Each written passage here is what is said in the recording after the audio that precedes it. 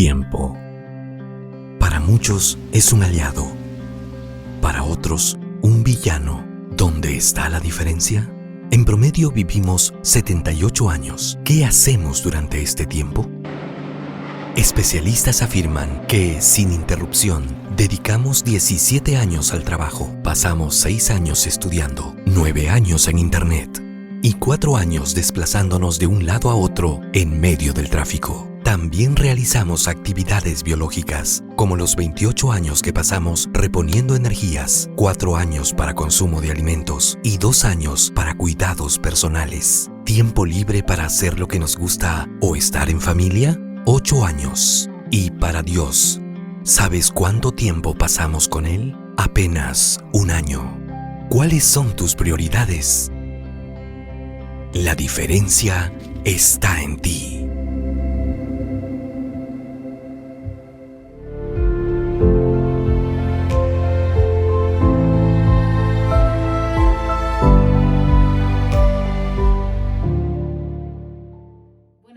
Queridos hermanos, es un gusto poder compartir con ustedes este primer día de los 10 días de oración.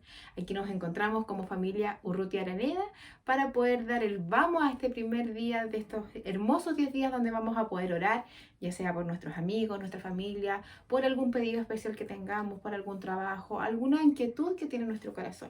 10 días justamente donde tenemos que acercarnos a Él. La oración nos acerca a Dios.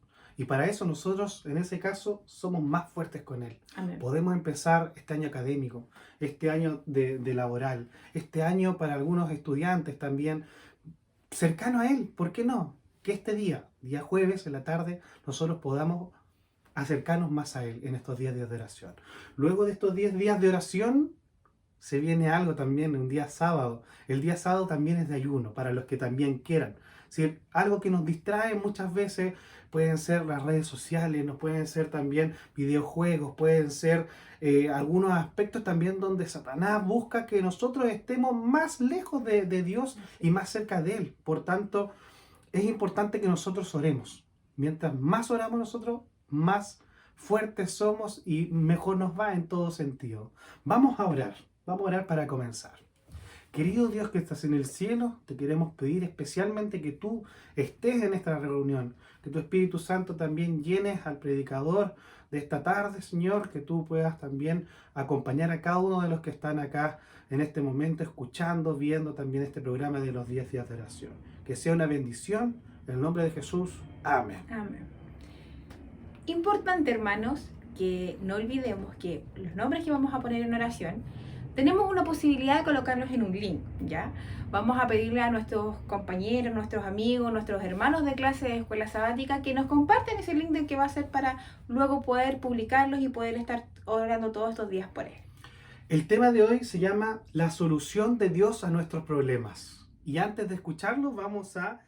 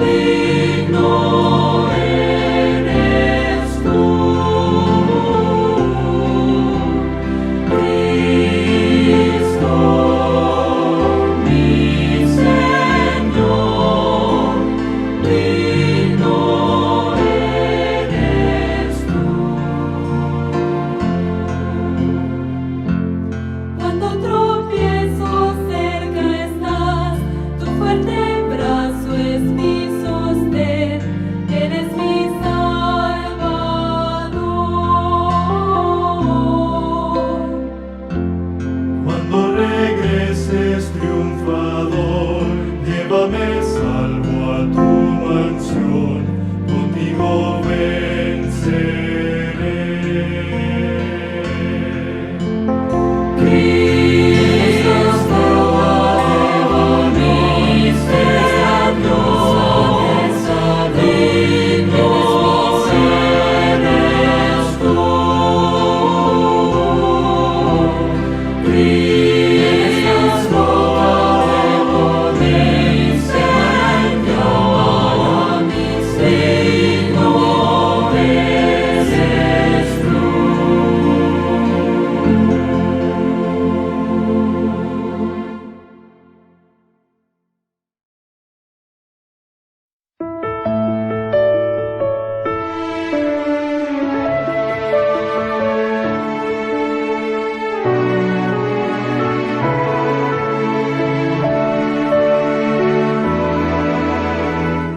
Señales del fin que se cumplen, Cristo viene ya. Debemos orar y pedir a Dios confianza y fe. Orar por la unción del cielo, orar para ser fiel. Orar para formar parte de un pueblo que anuncia: Cristo viene, Él viene con gloria y poder. El universo anuncia que la esperanza es cierta. Cristo viene, Él viene, cada día esperaré y con gozo viviré, anhelando ver a mi Cristo volver.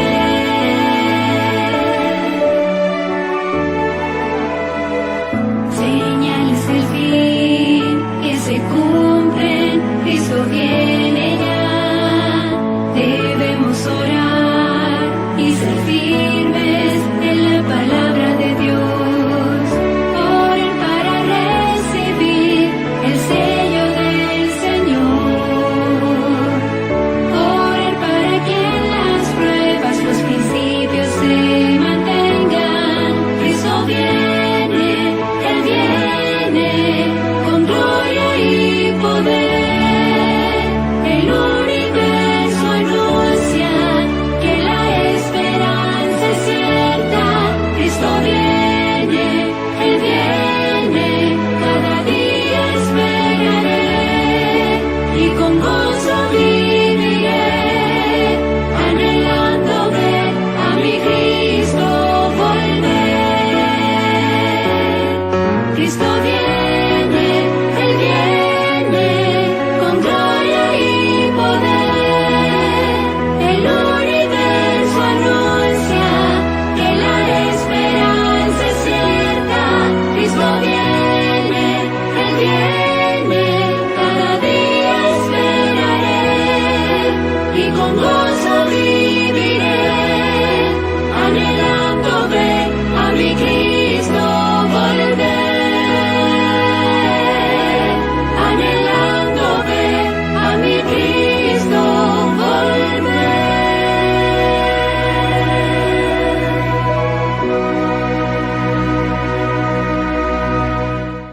Buenas tardes, queridos hermanos. Un gusto poder estar con ustedes en esta tarde en donde estamos comenzando los 10 días de oración. Qué bueno poder estar juntos a mitad de semana prácticamente, unidos por un propósito especial. Y es por eso que en esta tarde quiero compartir con ustedes dos versículos que se encuentran en Mateo, el capítulo 18 y los versículos 19 y 20. Dice: otra vez os digo que si dos de vosotros se pusieren de acuerdo en la tierra acerca de cualquier cosa que pidieren, les será hecho por mi Padre que está en los cielos. Porque donde están 2 o 3 congregados en mi nombre, allí estoy yo en medio de ellos. Esta es una tremenda promesa y justamente en estos 10 días de oración nos vamos a congregar para elevar nuestras peticiones al Señor, para rogarle por tantas cosas que hay en nuestros corazones y en nuestras mentes, pero por sobre todas las cosas, pedirle a Dios que nos ayude a tener un reavivamiento especial durante estos 10 días. Y no solamente nosotros, sino que también nuestras familias. Pensando en eso, los quiero invitar para que podamos orar en este momento. Amante Padre que estás en los cielos, Señor mío, santificado sea tu nombre. Te damos gracias, Señor, por cada una de tus bendiciones y te damos gracias por cada uno de tus cuidados. En primer lugar, Señor, te queremos pedir perdón por nuestras faltas, por nuestros pecados, por todas las cosas en las cuales te podemos ofender. Señor, en este momento también queremos rogarte en forma muy especial que puedas permanecer junto a nosotros y a nuestras familias en estos 10 días de oración. Ayúdanos, Señor, a que realmente podamos tener un reavivamiento espiritual en nuestras familias. Y en forma muy especial, Señor, te pido que prepares nuestros corazones también para participar el día sábado 12 del ayuno, de las 10 horas de ayuno, Señor. Prepáranos junto a nuestras familias. Queremos estar preparadas para encontrarnos contigo. Gracias una vez más. Acompáñanos, te lo suplicamos por Jesús. Amén. Que el Señor los bendiga a cada uno de ustedes. Buenas tardes, queridos hermanos. Hoy les voy a contar una historia de hace varios años en la ciudad de Osorno. Me pidieron en alguna ocasión que fuera directora de Dorcas. Yo estaba con mucho susto porque era algo que nunca había sido directora de Dorcas ni de nada en realidad. Si bien yo participaba activamente en el departamento, el ser directora me daba mucho susto. Pero aún así dije que sí. Había grandes hermanas que me acompañaban, hermanas y amigas que me acompañaban en ese entonces. Y orábamos mucho. Oré mucho para que el Señor nos ayudara y el Señor nos dirigiera a hacer lo mejor posible. Y fue así como, estando en Yumbel, me ofrecieron hacer un curso de bordado en cinta, que era algo, lo consideraba difícil, pero lo hice y creo que aprendí bien. Yo esto que aprendí luego lo llevé a Osorno, a Dorcas. Se los mostré a las hermanas y lo empezamos a enseñar. Si bien es cierto, en Dorcas trabajábamos mucho en aquel tiempo, llevando alimento a todos los que necesitaban, repartiendo revistas, libros, ropa. También enseñamos esta actividad, que era el bordado en cinta, y llegaron muchas personas, muchas mujeres a aprender eso, pero no solo les enseñamos a bordar, sino que también les enseñamos de Jesús. Comenzamos a darles estudios bíblicos y fue algo maravilloso, porque fueron muchas mujeres, muchas hermanas, no solo hermanas de iglesia, sino que muchas personas que no eran de la iglesia que llegaron a aprender el bordado y aprender de Dios. Que muy contenta con eso. Y lo que pasa cuando nosotros ponemos nuestros talentos al servicio de Dios es maravilloso. Tenemos que dejarnos dirigir por Él y sin miedo, porque Él hace maravillas en nosotros. Que Dios los bendiga.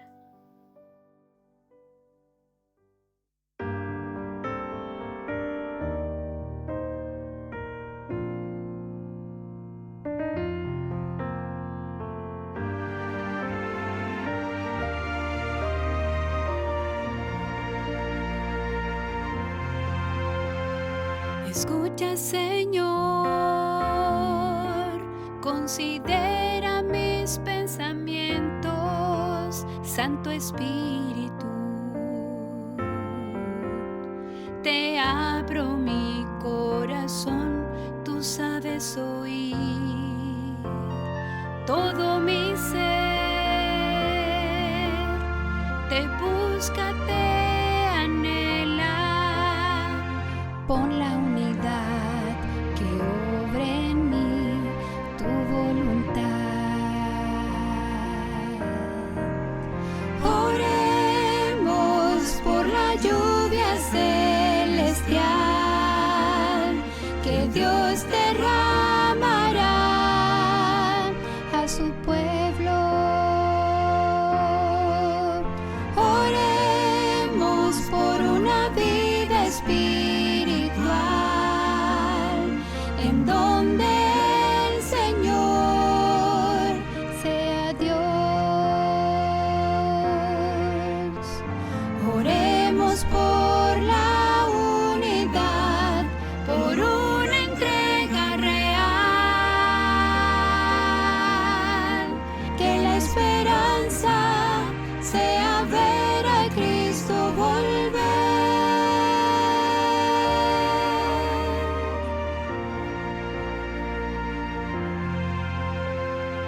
Dame, Señor, fortaleza en las pruebas. Quiero ser fiel, quiero ser luz en un mundo de oscuridad. Úsame, pon en mí tu espíritu, que tome el control, que forme en mí un hijo de Dios. Oremos por la lluvia celestial, que Dios derramará a su pueblo. Oremos por una vida espiritual en donde el Señor sea Dios. Oremos por la unidad, por una entrega real, que la esperanza sea ver a Cristo volver. Oremos por la lluvia celestial, que Dios derramará a su pueblo.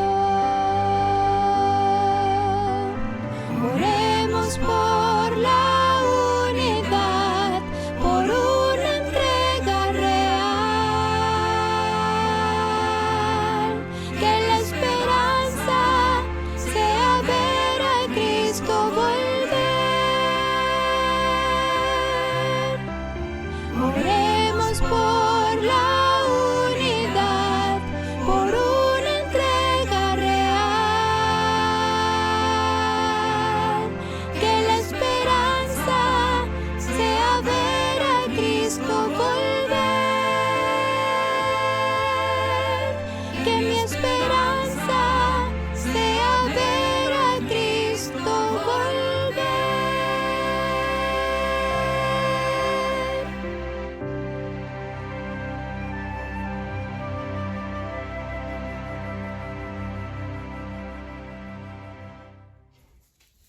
Muy buenas tardes, hermanos. Les doy una cordial bienvenida a el primer tema de los 10 días de oración. Mi nombre es Silvia Herrera. Yo desde el año pasado que soy asociada del Ministerio de la Mujer, y en esta tarde me toca compartir el tema con ustedes. El tema de hoy se titula La solución de Dios para nuestros problemas. Parte hablando sobre el libro del profeta Joel, y habla de lo que profetizó también el profeta Joel aproximadamente el año 830 a.C. Dice: durante la infancia del rey Joás. En esa época el gobierno estaba a cargo de los sacerdotes, a quienes Joel hizo un llamado para que convocaran al pueblo de Israel a buscar al Señor. A pesar de que ocurrió lejos del tiempo y la cultura, se refiere a problemas que son parecidos a los que hoy en día enfrentamos. Ya vamos a ir viendo cuando vamos avanzando en el tema que hay muchas cosas parecidas a lo que está ocurriendo en ese tiempo, los tiempos de Joel, a lo que está ocurriendo ahora en nuestro mundo actual. Les invito a leer el libro de Joel, capítulo 1, del versículo 2 al 4. acá lo tengo, dice, oíd esto, ancianos y todos los habitantes del país. Sucedió algo semejante en vuestros días, o en los días de vuestros padres. Contad esto a vuestros hijos, ellos a sus hijos y estos a la otra generación. Lo que dejó la oruga se lo comió la langosta, lo que quedó de la langosta se lo comió el pulgón, y el saltón comió lo que dejó el revoltón. Si lo leemos así, fuera de contexto, o así tal cual el versículo 4 por sí solo, no se entiende mucho lo que se quiere decir. Pero lo que estaba diciendo el profeta Joel acá es que iban a venir unas plagas, ¿cierto? Habla de 4 plagas. Está hablando de lo que dejó la oruga, dice, se lo comió la langosta, después de la langosta vino el pulgón y después el saltón. O sea, vino esta plaga de bichos y se comieron todas las siembras. Todas las cosas, o sea, ni siquiera cosechas porque no alcanzaron a cosechar, pero todo lo que tenían sembrado, todos los cultivos, los árboles frutales, todo, pero absolutamente todo se lo comieron los bichitos estos. Joel empieza llamando la atención, ¿cierto?, a las personas y le dice, oíd esto, ancianos, y escuchad moradores de la tierra.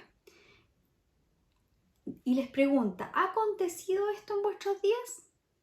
¿O en los días de vuestros padres? Y hoy en día, ¿cierto?, han pasado aproximadamente 28 siglos desde que eso ocurrió, nos podemos hacer la misma pregunta.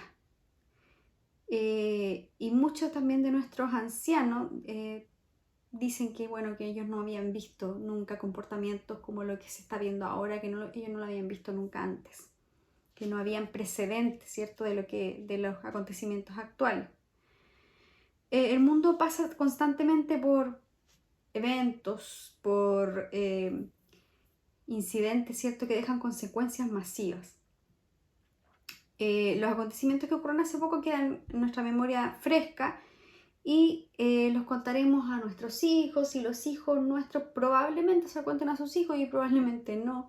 Y así en alguna parte de la historia probablemente se pierda este acontecimiento que para nosotros hoy en día puede ser muy importante. ¿Por qué esto lo estamos mencionando así? ¿Por qué es importante? Porque la tierra, bueno, los sucesos van pasando a veces de manera media repetitiva. Los hombres cometemos los mismos errores una y otra vez, ¿cierto? Y cosas que pasaron antes pueden asemejarse a las cosas que nos pasan hoy en día. Acá Joel, en los versículos que leímos en Joel 1, del 2 al 4, habla sobre estas plagas que son una plaga que afecta a los sembrados, o sea, una plaga agrícola. ¿Y qué significa eso? Que van a quedar sin alimentos, ¿cierto? Que la gente no va a tener para comer. Y peor aún, luego si leemos el versículo 7, dice, asoló mi vid y descortezó mi higuera.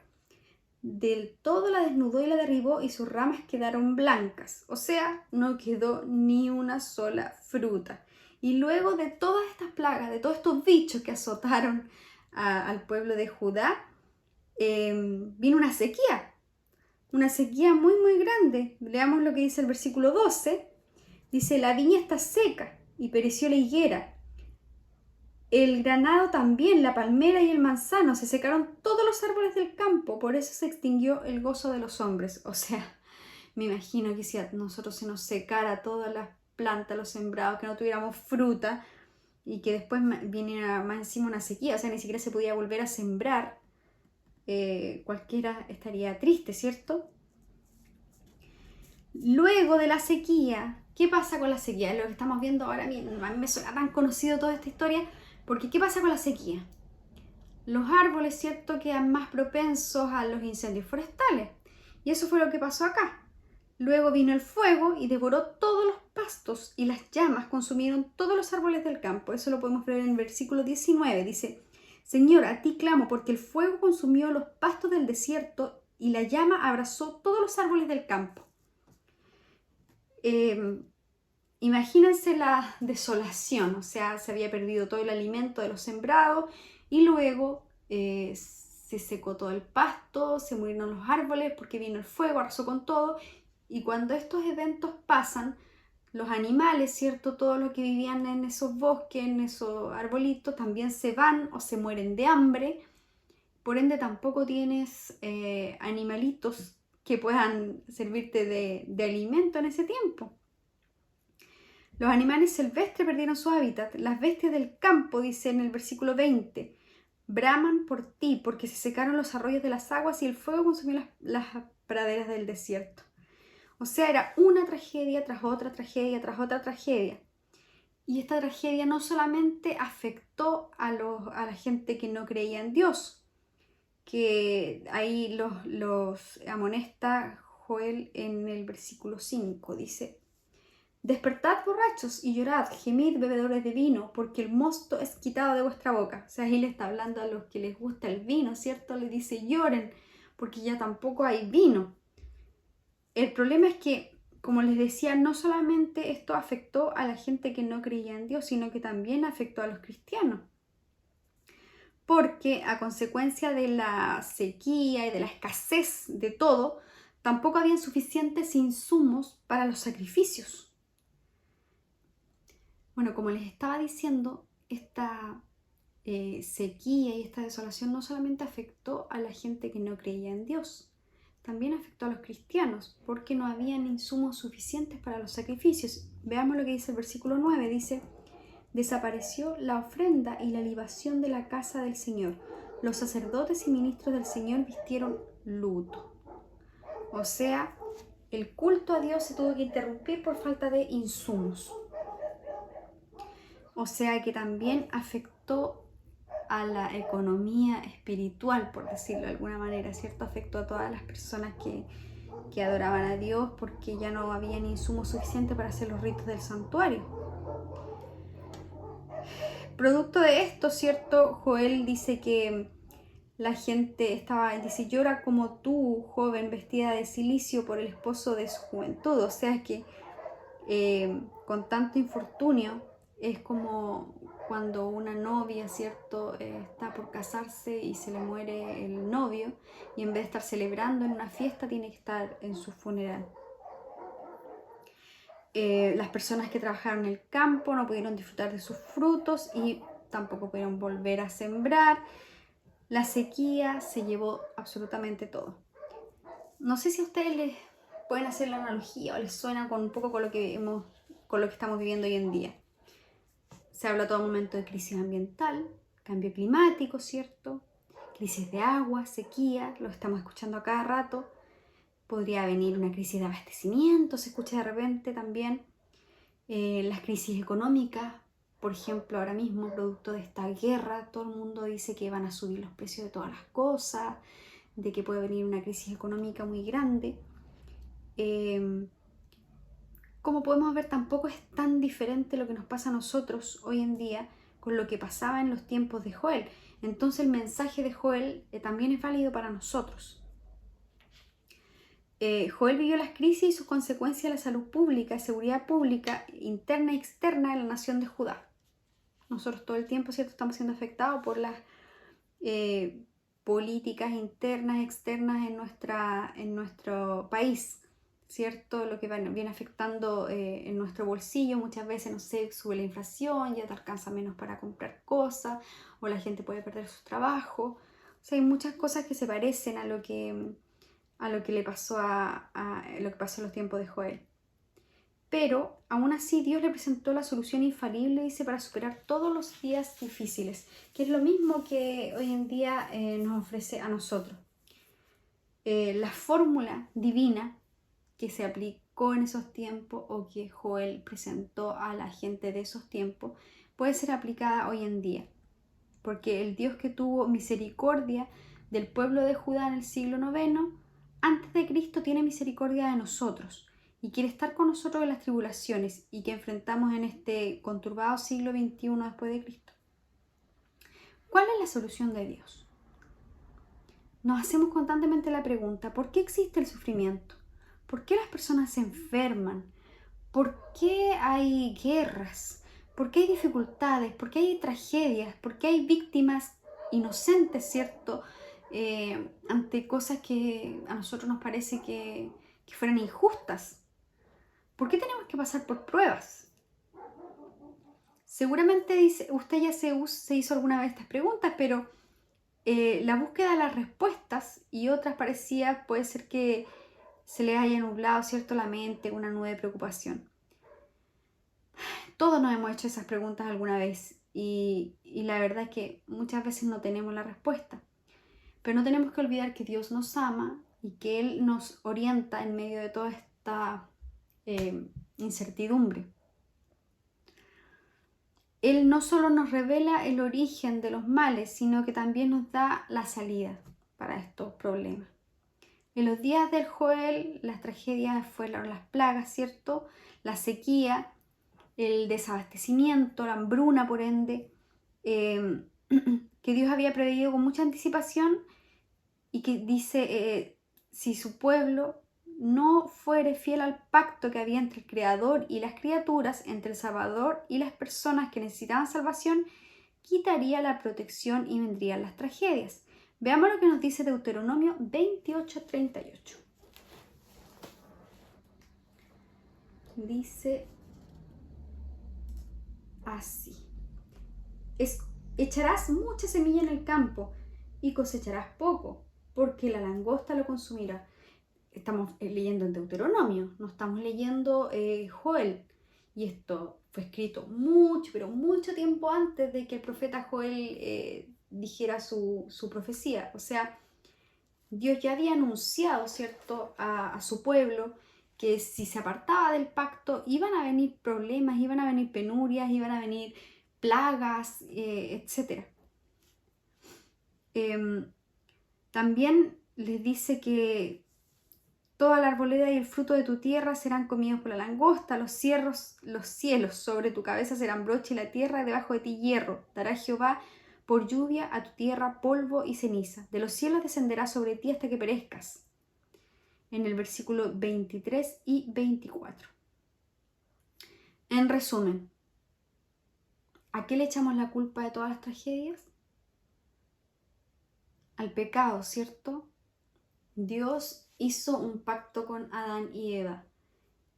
Y al romperse ese pacto, vinieron todos los problemas. De ahí en adelante vinieron los problemas. Adán y Eva no tenían problema de abastecimiento. Vivían en un jardín maravilloso que les daba de todo tipo de frutos. Pero al romperse el pacto, ¿cierto? Vinieron todas las tragedias y los problemas. Luego Dios hizo el pacto con el pueblo de Israel y el pueblo de Israel se apartó constantemente de su camino. Y vinieron todas las consecuencias que sabemos, ¿cierto?, que hemos estudiado. El pecado es vivir en rebeldía de Dios, ¿cierto? No hacer la voluntad de Dios, en otras palabras. El pecado también es la transgresión de los mandamientos. Es vivir siempre satisfaciendo nuestros propios deseos y no pensando primero en Dios ni en los demás. Es por el pecado que la codicia, la ambición, está como está. Sabemos hoy en día, ¿cierto?, que la ambición es lo que está llevando a muchos países a entrar en conflicto.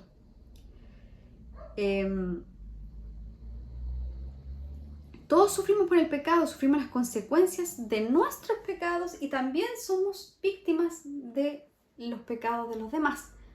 No vivimos en un mundo aislado, ahora menos aún con esto de la globalización, ¿cierto? Puede ocurrir algo al otro lado del mundo y nos afecta a nosotros. O sea, no solamente se pagan las consecuencias por nuestro propio pecado, sino que también somos víctimas por los pecados de otros. Muchas personas tienen dificultades para admitir que son pecadoras, pero la Biblia lo dice taxativamente. Todos somos pecadores. Veamos lo que dice Romanos 3:23, para que no nos quede duda al respecto. Vamos a buscar Romanos 3:23. Dice así: por cuanto todos pecaron y han caído de la gloria de Dios. O sea, no dice por cuanto algunos, por cuanto Adán y Eva, por cuanto el pueblo de Israel. No, por cuanto todos pecaron, todos son destituidos de la gloria de Dios. Somos pecadores independientemente de nuestra elección, porque nacimos en un mundo de pecado. Eso aparece en Salmos 51:5. Sabemos, ¿cierto?, que el pecado nos aparta de Dios y trae condenación. Veamos ahora lo que nos dice en Romanos 6:23. Dice así: porque la paga del pecado es la muerte, pero el don gratuito de Dios es la vida eterna en Cristo Jesús, Señor nuestro. Aquí ya podemos ir viendo alguna vislumbre, ¿cierto?, de lo que es la solución para los problemas, para el problema del pecado. Cualquier problema que le venga al ser humano no es solo síntoma de una enfermedad, es solo síntoma, dice, de alguna enfermedad mortífera. Una persona víctima de una infección microbiana muchas veces tiene fiebre, ¿cierto? Te sientes mal, tienes malestar general, puedes tener algún otro efecto, ¿cierto?, de producto de esta infección, pero muchas veces no sabes dónde está la infección, ni siquiera que es una infección, simplemente sientes síntomas. Hoy me siento decaído, me duele acá, me duele allá, tengo fiebre. Entonces, lo primero, paracetamol decimos nosotros, ¿cierto?, para la fiebre, para bajar la fiebre, pero ese es un remedio para los síntomas, no para la enfermedad. Y pueden pasar varios días antes que descubramos que es una infección lo que nos está quejando y tomemos el antibiótico adecuado, ¿cierto? Cuando los exámenes clínicos revelan nuestra condición, ahí nos damos cuenta de que, era algún microorganismo, ¿cierto? Y tenemos que tomar tal antibiótico y ahí atacamos la causa de esos síntomas, la enfermedad.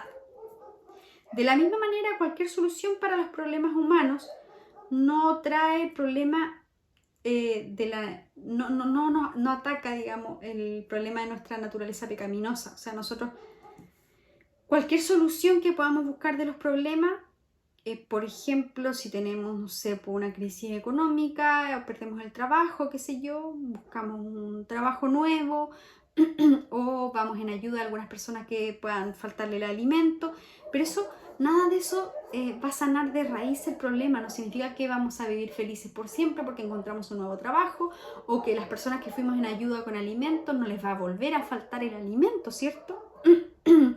Porque el problema básico a todos los problemas que nos pasan es el pecado. Y todo el sufrimiento que tenemos y toda la tragedia es por causa del pecado. Pero ¿cuál es la solución al problema del pecado? ¿Existe alguna cura espiritual para nosotros? El profeta Joel señala que debemos hacer para encontrar perdón, paz, renovación, y nos da algunas fórmulas. Joel presenta algunos pasos, ¿cierto?, donde instó a los líderes espirituales de la nación a apelar para que buscaran al Espíritu Santo, el arrepentimiento de sus pecados. Esa convicción, dice, aprendemos en qué consiste y cómo demuestra el arrepentimiento. Veamos lo que nos dice Joel 1, del 13 al 15.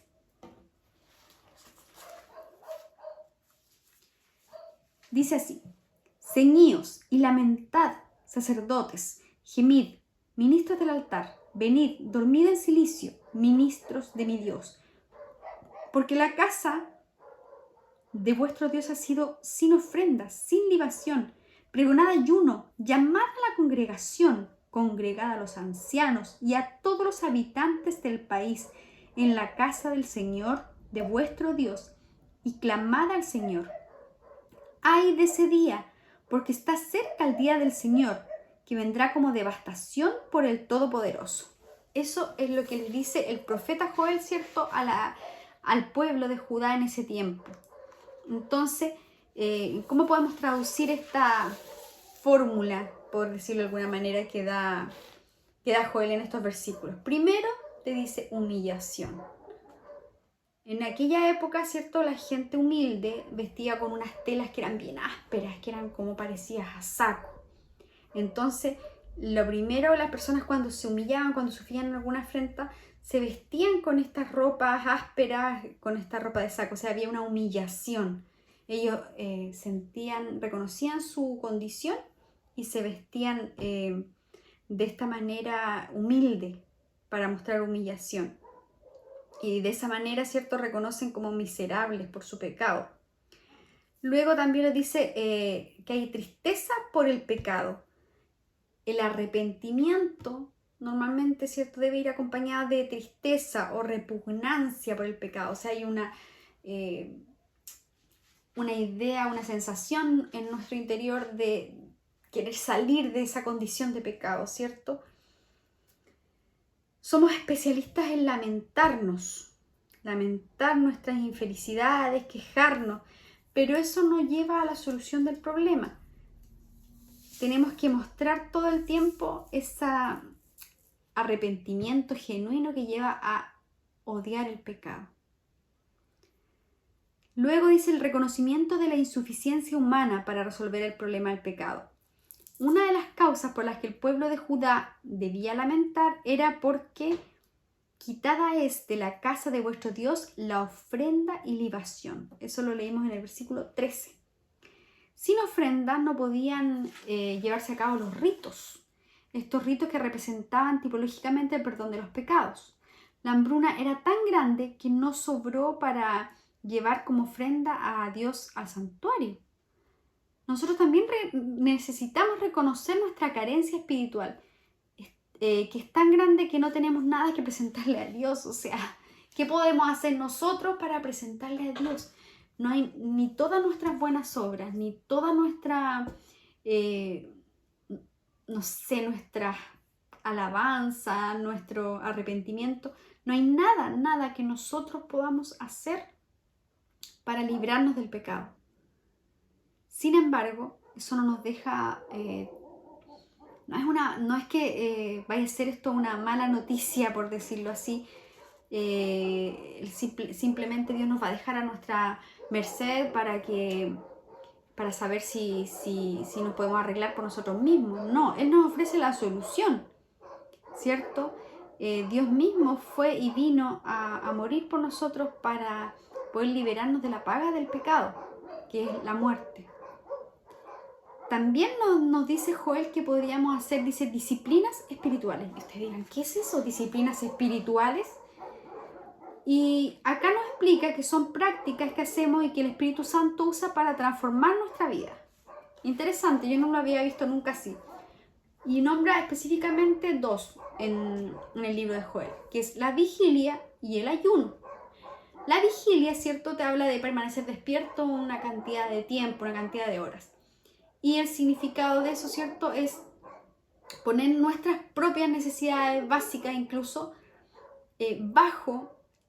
bajo Dios. O sea, asumir o reconocer que Dios está primero antes de nuestras propias necesidades, como el descanso. Entonces, con una vigilia estamos diciendo, Señor, tú eres más importante aún que nuestro descanso. Luego viene el ayuno, que es muy similar. El ayuno, ¿cierto? Ustedes saben que es privarnos de alimento, y en este caso el significado es muy similar. Dios está sobre nuestras propias necesidades. En el siguiente punto, Joel nos llama al arrepentimiento comunitario. ¿Qué quiere decir con arrepentimiento comunitario? Leamos en el versículo 14, ¿cierto? Dice, llamad a la congregación, congregad a los ancianos y a todos los habitantes del país. A todos los habitantes del país. Aclamad a Dios. Aquí el profeta Joel nos aconseja juntarnos con nuestros hermanos, clamar a Dios todos juntos para que nuestra fe se fortalezca. El siguiente punto es clamor. Clamad a Jehová, clamar a Dios para que nos lleve al arrepentimiento. Decirle, Jesús, por favor, ayúdame para lograr ese arrepentimiento genuino. Creer de todo corazón, ¿cierto?, que Él nos va a llevar a la salvación. Y finalmente, habla de la inminencia de la segunda venida de Cristo. En el versículo 15 dice, ¡ay de ese día! Porque está cerca el día del Señor. Vendrá como devastación por el Todopoderoso. Pero nosotros no debemos tener miedo, porque Cristo ya nos dio la salida. Ya nos dio la salida para la muerte. La paga del pecado es muerte. Pero en Cristo Jesús, ¿cierto?, podemos ser salvos. En ese día, las personas que no creyeron, lamentablemente van a morir. Pero los que estemos vivos, vamos a ser transformados y llevados, ¿cierto?, al cielo a vivir en las mansiones que nos está preparando. Y las personas que hayan muerto van a resucitar y también van a lograr vivir, Señor, esa vida eterna que nos ofrece Cristo Jesús. Les invitamos, hermanos, a poner nuestra fe y nuestra confianza en el Señor. Si estamos cansados de todos los problemas de este mundo, si estamos cansados de oír de crisis, si estamos cansados de oír de guerras, pidámosle a Él que nos dé descanso en Él. No significa que mientras vivamos en esta tierra van a pasar todos estos problemas, pero sí estoy segura que cuando pongamos, ¿cierto?, nuestras cargas en Cristo Jesús, nuestros problemas van a ser más fáciles de llevar.